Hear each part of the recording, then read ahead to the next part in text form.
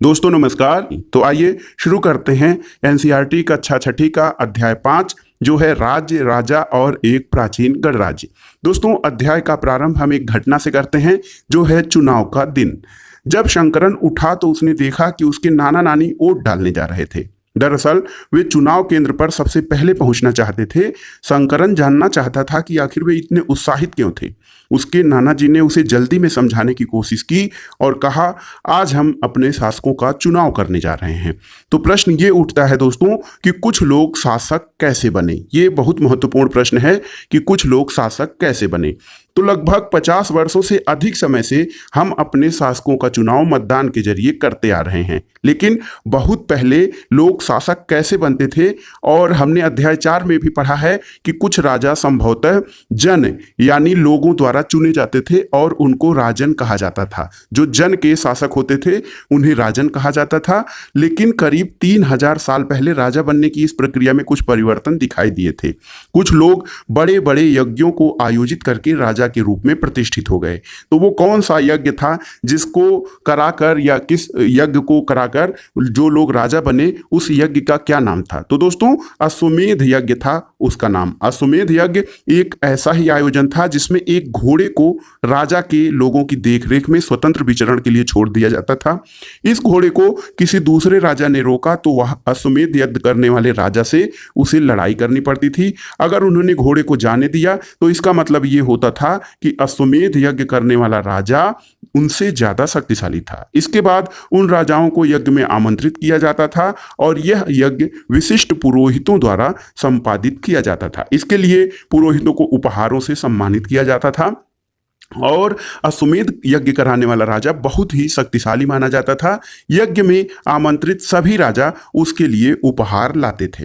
इन सभी आयोजनों में राजा का मुख्य स्थान होता था। उसे राज सिंहासन या बाघ की खाल के एक विशेष आसन पर बिठाया जाता था। युद्ध क्षेत्र में राजा का सारथी ही उसका सहचर होता था। यज्ञ के अवसर पर वह राजा के विजय और अन्य गुणों का गान करता था। राजा के सगे संबंधी, खासकर उसकी रानियों तथा पुत्रों को भी कई छोटे छोटे अनुष्ठान करने होते थे और अन्य सारे आमंत्रित जो राजा होते थे उनका काम जो होता था वो सिर्फ बैठकर यज्ञ की प्रक्रिया को देखना भर होता था। राजा के ऊपर पुरोहित पवित्र जल के छिड़काव के साथ कई अन्य अनुष्ठान करता था। विष अर्थात वैश्य जैसे सामान्य लोग उपहार लाते थे। जिन्हें पुरोहित शूद्र मानते थे उन्हें कई अनुष्ठानों में शामिल नहीं किया जाता था। तो दोस्तों ये था राजा बनने की प्रक्रिया कि कुछ साल पहले अश्वमेध यज्ञ करके जो राजा होता था वो अपने को शक्तिशाली घोषित करता था और राजा बन जाता था।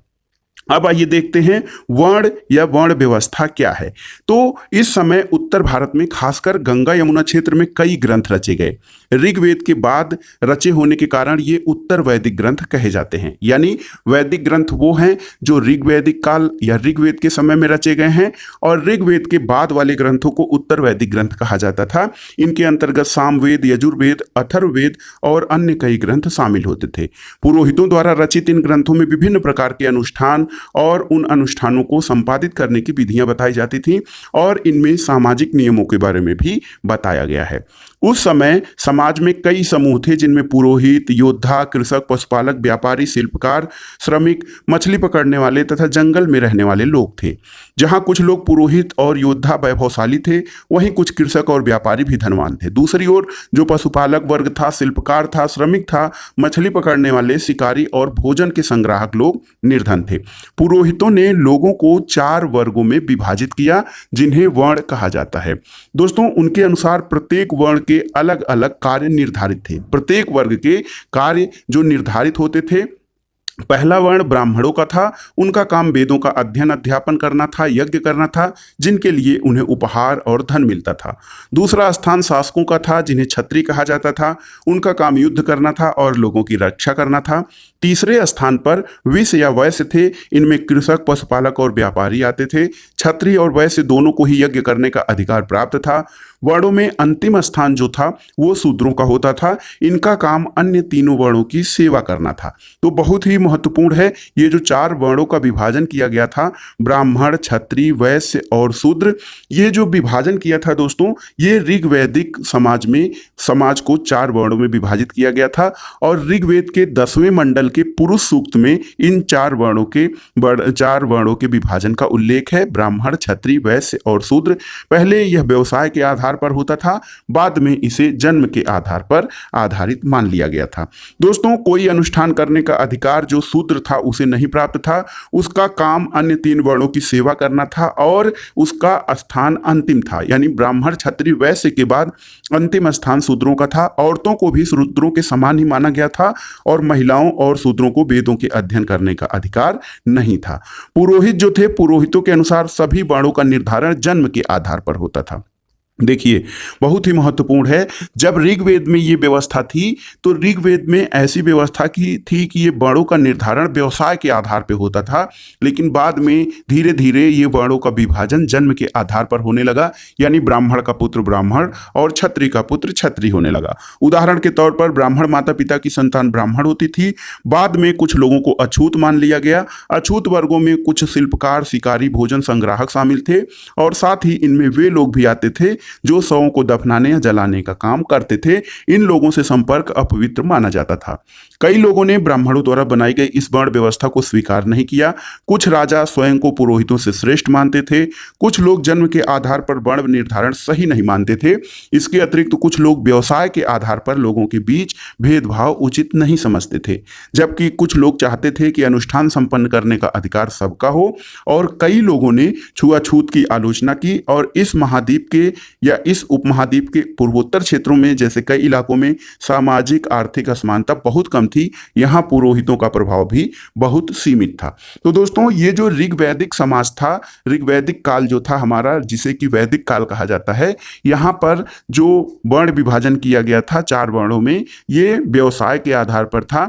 लेकिन बाद में उत्तर वैदिक काल में ये जो वर्ण विभाजन जन्म के आधार पर किया जाने लगा, तो ब्राह्मण की संतान ब्राह्मण और क्षत्रिय की संतान क्षत्रिय होने लगी। लेकिन कुछ लोगों को इससे आपत्ति थी। कई लोगों ने इस वर्ण व्यवस्था को स्वीकार नहीं किया था, क्योंकि ये व्यवस्था उन्हें असमानता पर आधारित और अनुचित लगती थी। दोस्तों, अब आइए जानते हैं जनपद। जनपद 2 शब्दों से मिलकर बना है, जन प्लस पद। जन अर्थात जनता और पद मतलब रहने का स्थान। तो महायज्ञ को कराने वाले राजा अब जन के राजा न होकर जनपदों के राजा माने जाने लगे। बहुत ही महत्वपूर्ण है। जो राजा अश्वमेध यज्ञ कराता था, यानी जो महायज्ञ कराता था, वह अब जन के राजा यानी राजन न होकर जनपदों के राजा होने लगे। और जनपद का वास्तविक अर्थ होता है जन के बसने की जगह। और कुछ महत्वपूर्ण जनपद अगले आपको मानचित्र में दिखाई देंगे। पुरातत्वविदों ने इन जनपदों की कई बस्तियों की खुदाई की है और दिल्ली में पुराना किला, उत्तर प्रदेश में मेरठ के पास हस्तिनापुर और एटा के पास अतरंजी खेड़ा इन खुदाई किए जाने वाले स्थानों में प्रमुख हैं। खुदाई से ये पता चलता है कि लोग झोपड़ियों में रहते थे और मवेशियों और अन्य जानवरों को पालते थे। वे चावल, गेहूं, धान, जौ, दाल, गन्ना, तिल तथा सरसों जैसी फसलें उगाते थे। दोस्तों, लोग मिट्टी के बर्तन भी बनाते थे। उनमें कुछ धूसर और कुछ लाल रंग के होते थे। इन पुरास्थलों में कुछ विशेष प्रकार के बर्तन मिले हैं जिन्हें चित्रित धूसर पात्र या चित्रित धूसर मृत भांड के रूप में जाना जाता है। जैसा कि नाम से स्पष्ट है, इन बर्तनों पर चित्रकारी की गई है और ये आमतौर पर सरल रेखाओं और ज्यामितीय आकृतियों के रूप में है। आपको जो साइड में चित्र दिखाई दे रहा है, ये चित्रित धूसर पात्र है और इस तरह के पात्र ज्यादातर थालियां और कटोरियां मिली हैं। ये पात्र बहुत पतली सतह के, सुंदर और चिकने हैं। शायद इनका प्रयोग किसी खास मौकों पर महत्वपूर्ण लोगों को भोजन परोसने के लिए किया जाता था। तो आपने जान लिया चित्रित धूसर पात्र क्या होता है। इसके अलावा दोस्तों, जनपद के बाद अब आइए उसका जनपद का बड़ा स्वरूप, जिसे कि महाजनपद कहा जाता है। करीब 2500 साल पहले कुछ जनपद अधिक महत्वपूर्ण हो गए थे। 2500 साल पहले कुछ जनपद अधिक महत्वपूर्ण हो गए, इन्हें महाजनपद कहा जाने लगा। दोस्तों, 6ठी शताब्दी ईसा पूर्व में भारत में ऐसे माना जाए तो 16 महाजनपद थे और बौद्ध ग्रंथ अंगुत्तर निकाय में इनका वर्णन मिलता है। देखिए, आप ऐसे ये एनसीईआरटी में नहीं दिया है, लेकिन आप अलग से इस फैक्ट को जान लीजिए। 6ठी शताब्दी ईसा पूर्व, जो कि महात्मा बुद्ध के जन्म की शताब्दी मानी जाती है दोस्तों, 6ठी शताब्दी ईसा पूर्व में भारत में 16 महाजनपद थे और बौद्ध ग्रंथ अंगुत्तर निकाय में इन 16 महाजनपदों का उल्लेख मिलता है। तो आइए, अधिकतर महाजनपदों की एक राजधानी होती थी, कई राजधानियों में किलेबंदी की गई थी, अर्थात इनके चारों ओर लकड़ी, ईंट या पत्थर की ऊंची दीवारें बनाई गई थी ताकि इन राजधानियों की सुरक्षा की जा सके। ऐसा लगता है कि लोगों ने अन्य राजाओं के आक्रमण के डर कर अपनी सुरक्षा के लिए इन किलों का निर्माण किया होगा और कुछ राजा अपनी राजधानी के चारों ओर विशाल, ऊंची और प्रभावशाली दीवार खड़ी कर अपनी समृद्धि को दर्शाना चाहते थे। तो दोस्तों, ये देखिए मानचित्र है आपका। इस मानचित्र में महत्वपूर्ण जनपद, महाजनपद और नगरों का उल्लेख किया गया है। थोड़ा सा हम इसको बड़ा कर लेते हैं, आइए देखते हैं। ये हम कुछ महत्वपूर्ण महाजनपदों के बारे में जानेंगे। ये देखिए, गांधार महाजनपद है, इसकी राजधानी तक्षशिला है। कुरु महाजनपद है, इसके अलावा पांचाल है। कोसल महाजनपद है, अवंती है। फिर देखिए ये है मगध महाजनपद, वज्जी महाजनपद और अंग महाजनपद। अधिकतर जो महाजनपद थे उत्तर भारत में ही स्थिर थे और जो उत्तर भारत में नदियों का विशाल मैदान था, यहाँ पर जो उपजाऊ भूमि थी उसके कारण इन महाजनपदों का विकास हुआ था। आगे इनके बारे में आइए पढ़ते हैं। दोस्तों, शक्ति प्रदर्शन, राजा अपने किले की सुरक्षा और शक्ति प्रदर्शन करते रहते थे और इस तरह से किले के अंदर रहने वाले लोगों और उस क्षेत्र पर नियंत्रण रखना सरल हो जाता था। इस तरह की विशाल दीवार बनाने के लिए व्यापक योजना की आवश्यकता पड़ती थी और लाखों की संख्या में ईंटों और पत्थरों का इंतजाम करना पड़ता था। हजारों स्त्री, पुरुष और बच्चों ने इसके लिए अथक परिश्रम किया होगा और इनके लिए संसाधनों की आवश्यकता पड़ती रही होगी। अब राजा सेना रखने लगे थे। देखिए, इसके पहले राजा सेना नहीं रखते थे और कुछ बहादुर और योद्धा प्रकृति के लोगों को, एक ग्रुप के लोग उनको अपना राजा चुन लेते थे। लेकिन अब स्थिति अलग हो गई थी। अब राजा सेना रखने लगे थे। सिपाहियों को नियमित वेतन देकर पूरे साल रखा जाता था। कुछ भुगतान आहत सिक्कों के रूप में होता था और इन सिक्कों के बारे में आप आगे के अध्यायों में पढ़ेंगे। दोस्तों, ये देखिए कौशाम्बी किले की दीवार। कौशाम्बी जो प्रयागराज के आसपास या प्रयागराज का पहले एक भाग था, कौशाम्बी महाजनपद। ये देखिए, यहाँ पे ये उत्तर प्रदेश के इलाहाबाद से मिली ईंट की दीवार की अवशेष है और इसके एक भाग का निर्माण लगभग 2500 साल पहले हुआ था। दोस्तों, कौशाम्बी के बारे में एक तथ्य और भी है कि कौशाम्बी के किले में पक्की ईंटों से जो बनाई जाने वाली दीवार है, ये किले की दीवार मिली है और ये बहुत ही महत्वपूर्ण है। 2500 वर्ष पहले इसका निर्माण किया गया था। दोस्तों, कर, अब आइए देखते हैं। राजाओं के लिए कर का एकत्र करना बहुत जरूरी था क्योंकि महाजनपदों के राजा विशाल किले बनवाते थे और बड़ी संख्या में सेना रखते थे। इसके लिए उन्हें प्रचुर संसाधनों की आवश्यकता पड़ती थी, जिसके लिए कर्मचारियों की भी आवश्यकता पड़ती थी। इसलिए महाजनपदों के राजा लोगों द्वारा समय समय पर लाए गए उपहारों पर निर्भर न रहकर अब नियमित रूप से कर वसूल किया जाने लगा। तो कर किस पर वसूल किया जाता था? पहला, फसलों पर लगाया जाता था क्योंकि ये सबसे महत्वपूर्ण थे। अधिकांश लोग खेती करते थे और उपज का 6वां हिस्सा कर के रूप में निर्धारित किया जाता था, जिसे कि भाग कहा जाता था। इसके अलावा कारीगरों के ऊपर भी कर लगाए जाते थे जो प्राय श्रम के रूप में चुकाए जाते थे। जैसे कि एक बुनकर, लोहार या सुनार को राजा के लिए महीने में 1 दिन काम करना पड़ता था। पशुपालकों को जानवरों या उनके उत्पाद के रूप में कर देना पड़ता था। व्यापारियों को सामान खरीदने बेचने के आधार पर कर देना पड़ता था और आखेटकों को तथा संग्राहकों को जंगल से प्राप्त वस्तुएं देनी पड़ती थी। इसके अलावा कृषि में भी परिवर्तन हुआ। इस युग में कृषि के क्षेत्र में 2 बड़े परिवर्तन आए थे। हल के फाल अब लोहे के बनने लगे, जो पहले लकड़ी के बनते थे। इस कारण कठोर जमीन को लकड़ी के फाल की तुलना में लोहे के फाल से आसानी से जोता जा सकता था। फसलों की उपज बढ़ गई और दूसरे लोगों ने धान के पौधों को रोपना शुरू कर दिया था। खेतों में बीज छिड़ककर धान उगाने के बजाय धान की पौध तैयार कर उनका रोपण शुरू किया गया। अब पहले की तुलना में ज्यादा पौधे जीवित रह जाते थे, इसलिए पैदावार भी ज्यादा होने लगी। इसमें कमर तोड़ परिश्रम लगता था और ये ज्यादातर काम निम्न वर्ग के लोगों द्वारा दास दासी और भूमिहीन खेतिहर मजदूर यानी कम्मकार जिसे कहा जाता था, उनके द्वारा किया जाता था।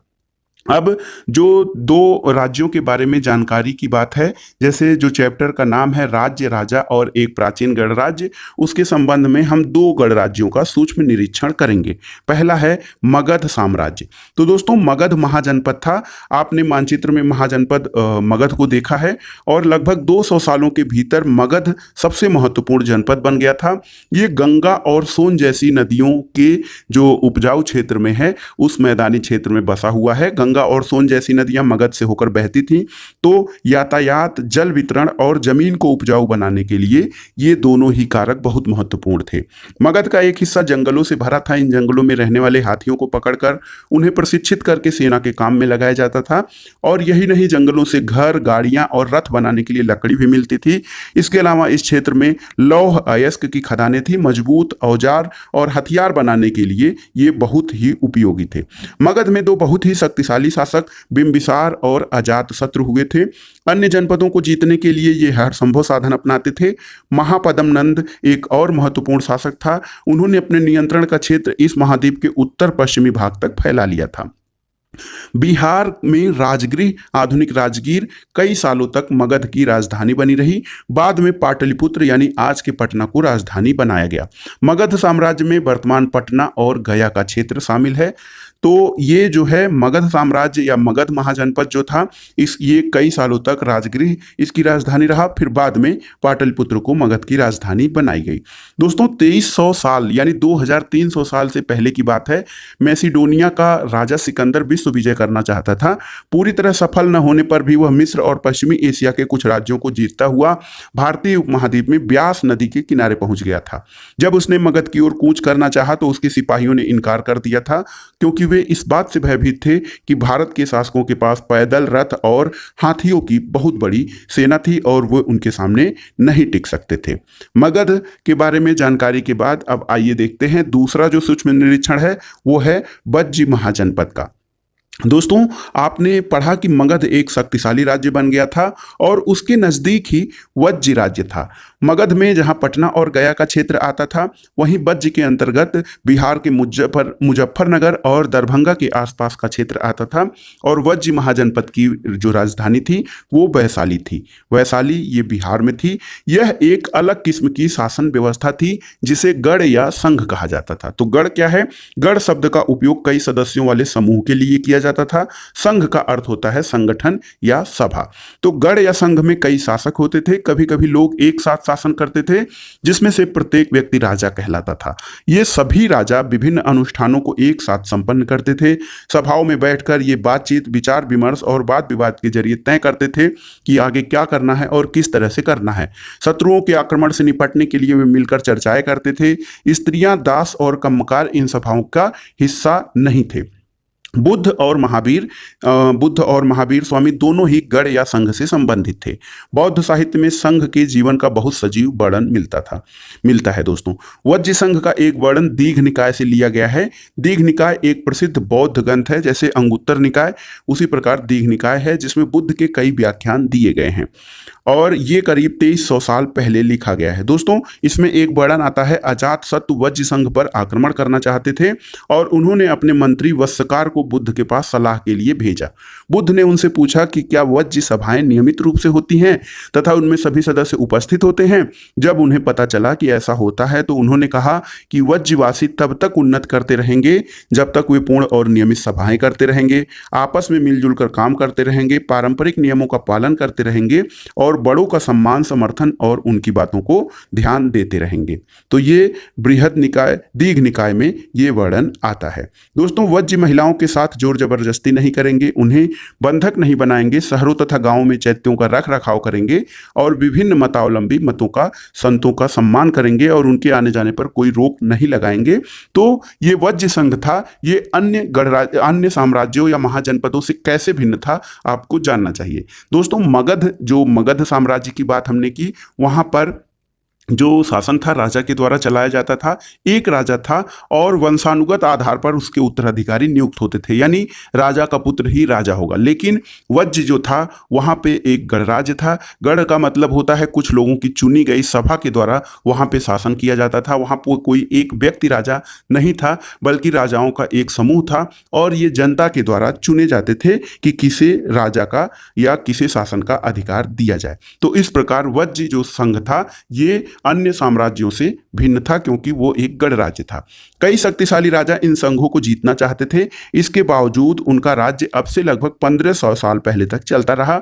उसके बाद गुप्त शासकों ने गढ़ और संघ पर विजय प्राप्त कर उन्हें अपने राज्य में शामिल कर लिया था। इसके बारे में आप आगे के अध्याय में पढ़ेंगे। दोस्तों, एक अतिरिक्त जानकारी दी गई है। यूनान और एथेंस को आपको मैप में ढूंढना है। लगभग 2500 साल पहले एथेंस के लोगों ने एक शासन व्यवस्था की स्थापना की, जिसे प्रजातंत्र या गणतंत्र कहते थे। यह व्यवस्था 200 सालों तक चलती रही थी। इसमें 30 साल से ऊपर के सभी पुरुषों को पूर्ण नागरिकता प्राप्त थी जो दास नहीं थे। वहाँ एक सभा थी जो महत्वपूर्ण विषयों पर निर्णय लेने के लिए साल भर में कम से कम 40 बार बुलाई जाती थी। इस सभा में सभी नागरिक भाग ले सकते थे। शासक के कई पदों पर नियुक्तियां लॉटरियों के द्वारा की जाती थी और सभी नागरिकों को सेना और नौसेना में अपनी सेवाएं देनी होती थीं। औरतों को नागरिक का दर्जा नहीं मिलता था। व्यापारियों और शिल्पकारों के रूप में एथेंस में रहने और काम करने वाले बहुत से विदेशियों को भी नागरिकता के अधिकार नहीं मिले थे। एथेंस में खदानों, खेतों, घरों और कार्यशालाओं में काम कर रहे दासों को भी आम नागरिक के अधिकार नहीं मिले थे। वहाँ के ऐसे नागरिक जो संपन्न या शासक वर्ग से थे उनको ही नागरिकता का अधिकार दिया गया था और शासन कार्य में वही लोग भाग ले सकते थे। तो ये प्राचीन काल में एथेंस में एक नई प्रकार की शासन व्यवस्था थी। तो दोस्तों, ये था आज का वीडियो। इसमें आपने देखा 6वीं कक्षा की इतिहास हमारे अतीत भाग 1 का 5वां अध्याय, राज्य, राजा और एक प्राचीन गणराज्य। इसमें आपने मगध महाजनपद या मगध साम्राज्य के जो राजशाही व्यवस्था थी उसके बारे में और वज्र गणराज्य के राजतंत्र या वहाँ पर चलाए जाने वाले शासन के बारे में जानकारी प्राप्त किया। दोस्तों, वीडियो कैसा लगा हमें कमेंट बॉक्स में जरूर बताइए। वीडियो देखने के लिए धन्यवाद।